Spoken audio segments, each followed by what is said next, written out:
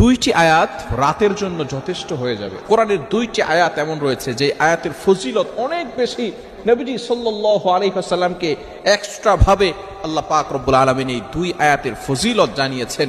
এই দুই আয়াতের এতটা ফজিলত রয়েছে, কোনো ব্যক্তি যদি রাতে এই দুইটি আয়াত পড়ে ঘুমায় তাহলে কাফাতাহু, এই দুইটি আয়াত তার রাতের জন্য যথেষ্ট হয়ে যাবে। বলেন সুবহানাল্লাহ। বুখারী শরীফের ভিতরে হাদিস রয়েছে এই দুইটি আয়াত তার জন্য যথেষ্ট। অর্থাৎ এই দুইটি আয়াত পরে যদি সে ঘুমায়, সারা রাত ইবাদত করলে যে সওয়াব হবে সেই সওয়াব আল্লাহ তাআলা তার আমলনামায় দিয়ে দিবেন। নবীজি সাল্লাল্লাহু আলাইহি ওয়াসাল্লাম আরো জানিয়ে দিয়েছেন, যদি কোনো ব্যক্তি মাগরিবের নামাজের পরে এই ছোট্ট দুইটি আয়াত পড়ে, সূরা বাকারার শেষ দুইটি আয়াত, এই আয়াত যদি কোনো ব্যক্তি পড়তে পারে তাহলে ওই রাতে ওই ঘরে আল্লাহ পাক রব্বুল আলামিন জিন জাতি বলেন সকল প্রকার দুশমন থেকে আল্লাহ তাআলা তাকে হেফাজত করবেন।